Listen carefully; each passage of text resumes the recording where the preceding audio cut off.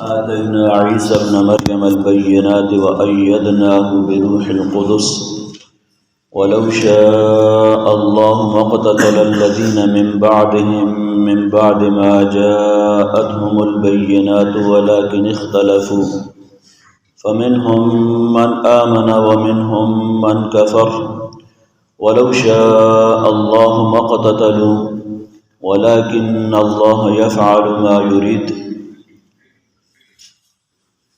تلک الرسل، یہ رسول ہیں، فضلنا بعضهم علی بعض، ہم نے فضیلت دی ہے ان میں سے بعض کو بعض پر، منہم من کلم اللہ، ان میں سے بعض وہ ہیں جن سے اللہ تعالی ہم کلام ہوئے ہیں، اللہ تعالیٰ نے بات چیت کی ہے، ورفع بعضهم درجات، اور ان میں سے بعض کے درجات کو بلند کیا ہے، وآتینا، اور ہم نے دیا عیسیٰ ابن مریم، عیسیٰ ابن مریم کو البینات، معجزات، وأیدناہ، اور ہم نے تائید کی ان کی بروح القدس، جبریل امین سے، ولو شاء اللہ ما اقتتل الذین، اور اگر اللہ تعالیٰ چاہتا ما اقتتل، تو نہ لڑتے یہ لوگ الذین من بعدہم، جو ان کے بعد آئے ہیں، انبیاء کے بعد، من بعدہم، ان انبیاء کے بعد جو لوگ تھے وہ آپس میں نہ لڑتے، من بعد ما جاءتهم البینات، اس کے بعد کہ ان کے پاس کھلے معجزات اور صریح نشانیاں آ چکی، ولکن اختلفوا، لیکن انہوں نے اختلاف کیا، فمنہم من آمن، ان میں سے بعض تو وہ ہیں جو ایمان لے آئے ہیں، ومنہم من کفر، اور ان میں سے بعض وہ ہیں جنہوں نے کفر کیا، ولو شاء اللہ ما اقتتلوا، اور اگر اللہ تعالیٰ چاہتا تو یہ آپس میں نہ لڑتے، ولکن اللہ یفعل ما یرید، لیکن اللہ تعالیٰ یفعل، کرتا ہے، ما یرید، جو چاہتا ہے۔ تلک الرسل فضلنا بعضهم علی بعض، یہ رسول ہیں، فضلنا بعضهم علی بعض، کہ ہم نے بعض کو بعض پر فضیلت دی ہے، بعض کو بعض پر فضیلت دی ہے۔ یہاں تمام اہل سنت کا متفقہ عقیدہ یہ ہے کہ تمام انبیاء پر ایمان لانا ضروری ہے، کیونکہ خود قرآن مجید کے اندر فرمایا گیا لا نفرق بین احد من رسلہ، ہم انبیاء میں سے کسی کے درمیان کوئی تفریق نہیں کرتے، کوئی فرق نہیں کرتے، فرق اس لحاظ سے نہیں کرتے کہ تمام انبیاء جو ہیں ان پر ایمان لانا واجب ہے، تو اس لحاظ سے تو کوئی فرق نہیں ہے کہ تمام انبیاء جو ہیں وہ اللہ کے نمائندے تھے، اللہ کے رسول تھے، ان پر ایمان لانا ضروری ہے، اور سب کے سب معصوم ہیں، اور اپنے اپنے دور کے اندر سب واجب الاتباع تھے، سب کی اتباع کرنا اور اطاعت کرنا واجب تھا، لیکن اللہ تعالیٰ نے بعض خصوصیات کے اندر بعض انبیاء کو فضیلت دی ہے، کسی نبی کو ایک طرح کی خصوصیت دی ہے، کسی کو دوسری، منہم من کلم اللہ، ان میں سے بعض سے اللہ تعالیٰ ہم کلام ہوا ہے، تو یہ بھی ایک طرح کی خصوصیت ہے موسیٰ علیہ السلام کی، 3 انبیاء سے اللہ تعالیٰ ہم کلام ہوا ہے، آدم علیہ السلام، نبی اکرم صلی اللہ علیہ وسلم نے فرمایا کہ انہ نبی مکلم، یہ وہ نبی ہیں جن سے اللہ تعالیٰ ہم کلام ہوئے ہیں، تو موسیٰ علیہ السلام سے بھی اللہ تعالیٰ ہم کلام ہوئے ہیں، نبی اکرم صلی اللہ علیہ وسلم سے بھی اللہ تعالیٰ ہم کلام ہوئے معراج کے موقع پر، تو ایک وہ کلام ہے جو تمام انبیاء سے اللہ تعالیٰ ہم کلام ہوئے ہیں، لیکن کلام کی 3 صورتیں قرآن کے اندر ذکر کی گئی ہیں، ما کان لبشر ان یکلمہ اللہ الا وحیا او من وراء حجاب او یرسل رسولا، 3 صورتیں ہم کلام ہونے کی اللہ تعالیٰ نے ذکر کی ہیں قرآن میں۔ ما کان لبشر ان یکلمہ اللہ، کسی بشر کے لیے یہ ممکن نہیں ہے کہ اللہ تعالیٰ اس سے ہم کلام ہو، الا وحیا، الا یہ کہ وہی براہ راست اللہ تعالیٰ دل کے اندر کوئی بات ڈال دے، او من وراء حجاب، یا حجاب کے پیچھے سے، پردے کے پیچھے سے۔ موسیٰ علیہ السلام سے کلام کرنے کی یہ شکل تھی کہ اللہ تعالیٰ نے وراء حجاب، پردے کے پیچھے سے کلام کیا۔ باقی انبیاء سے بھی اسی طرح، جن کو کلیم اللہ موسیٰ علیہ السلام کو کہا جاتا ہے۔ اور تیسری صورت او یرسل رسولا، یا فرشتہ بھیج دیتا ہے اللہ تعالیٰ، جبریل امین کے ذریعے اللہ تعالیٰ وحی نازل کرتا ہے۔ تو نبی اکرم صلی اللہ علیہ وسلم پر عام وحی کی شکل یہ ہوتی تھی کہ جبریل امین کے ذریعے وحی آتی تھی۔ تو یہ تین صورتیں ہیں۔ تو یہاں فضلنا بعضهم علی بعض، ہم نے بعض کو بعض پر فضیلت دی ہے۔ تو کلی فضیلت تو نبی اکرم صلی اللہ علیہ وسلم کو تمام انبیاء پر حاصل ہے، اور خود نبی صلی اللہ علیہ وسلم نے فرمایا کہ اوتیت خمسا لم یؤتہن احد من قبلی، 5 چیزیں مجھے ایسی دی گئی ہیں کہ پہلے انبیاء میں سے کسی کو بھی نہیں دی گئی تھی۔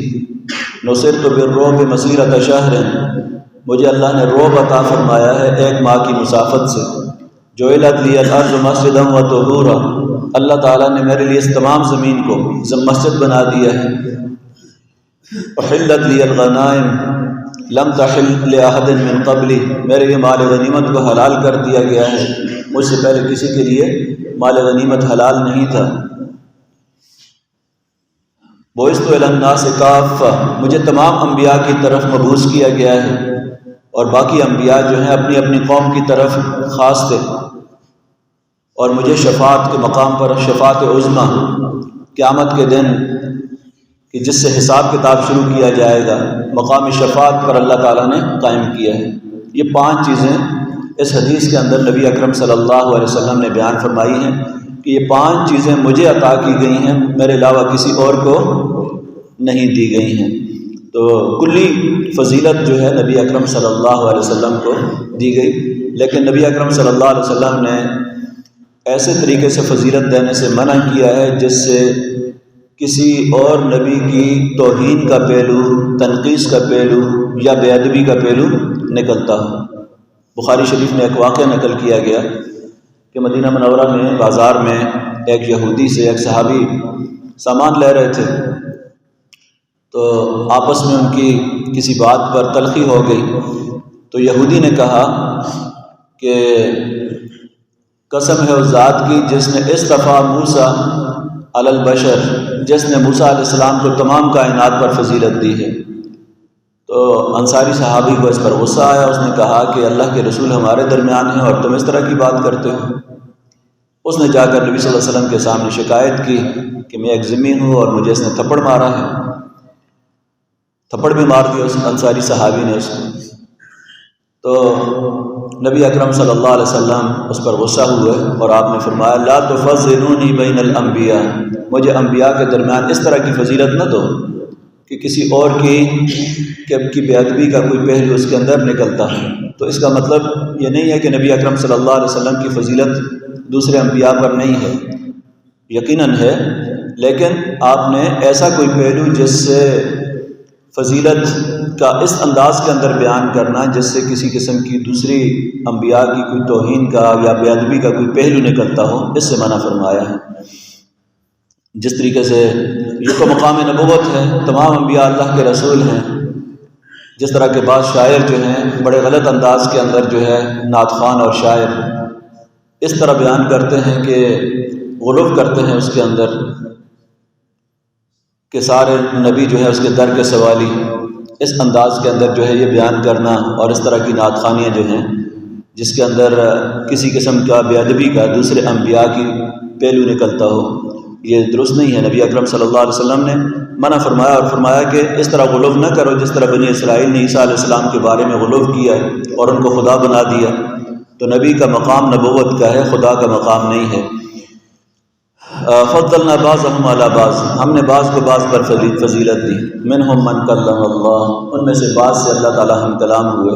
ورفع بعضهم درجات، اور ان میں سے بعض کے درجات کو اللہ تعالیٰ نے بلند کیا۔ جس طرح نبی اکرم صلی اللہ علیہ وسلم کو اللہ تعالیٰ نے کلی فضیلت تمام انبیاء پر دی ہے۔ وآتینا عیسی ابن مریم البینات، اور ہم نے عیسیٰ ابن مریم کو البینات کھلے معجزات عطا فرمائے۔ انی قد جئتکم بآیۃ من ربکم انی اخلق لکم من الطین کہیئۃ الطیر فانفخ فیہ فیکون طیرا بإذن اللہ۔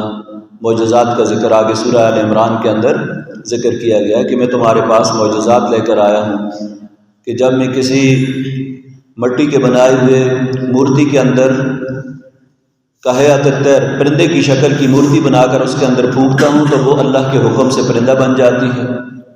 ابرئ الاکمہ والابرص واحیی الموتیٰ باذن اللہ۔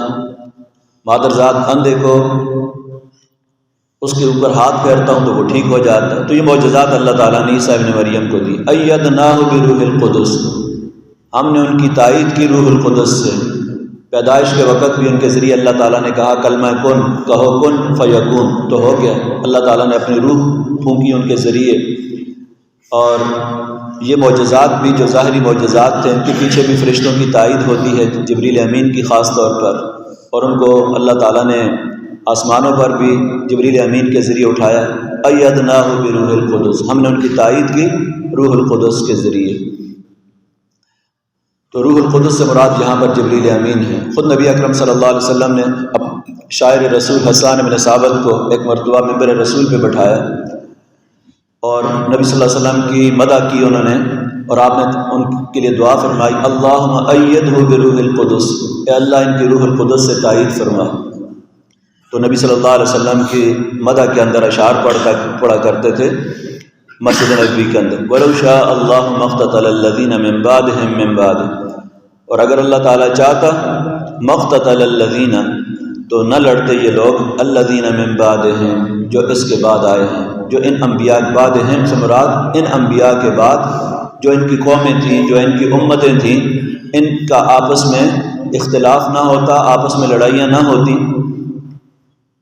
یہ بڑی اہم بات ہے۔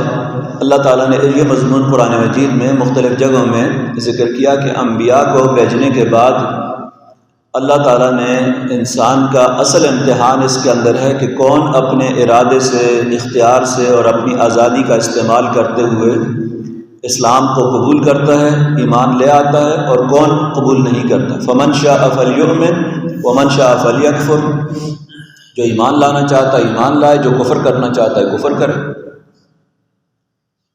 نبیوں کا کام کیا ہے؟ ہدیناہ النجدین، ہم نے دونوں راستے دکھا دیے، یہ خیر کا راستہ، یہ شر کا راستہ۔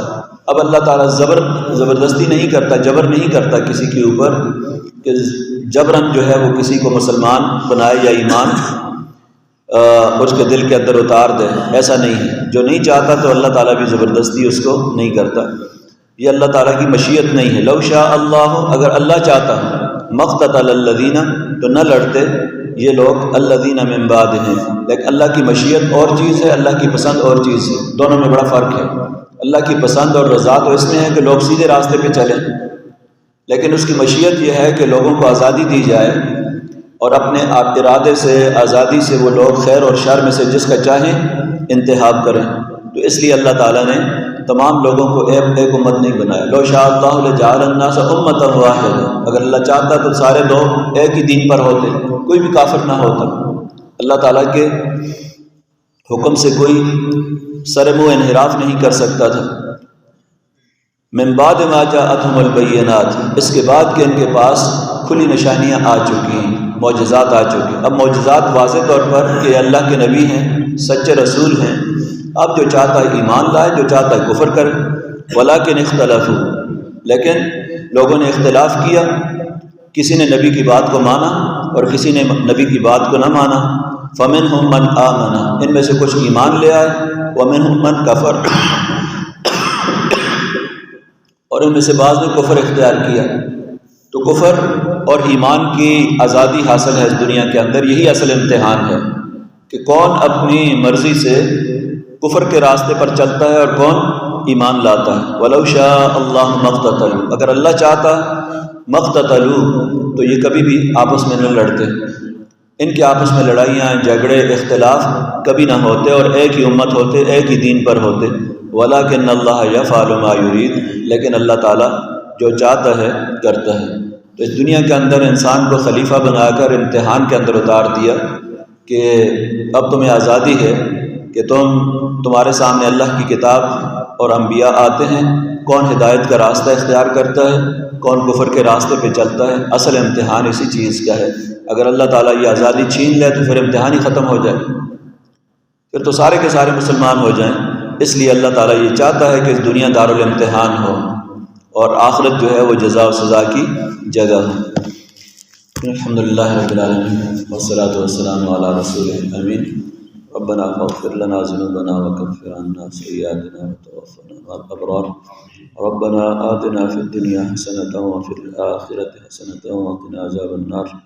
ربنا ظلمنا أنفسنا وإن لم تغفر لنا وترحمنا لنكونن من الخاسرين۔ سبحان ربك رب العزة عما يصفون وسلام على المرسلين۔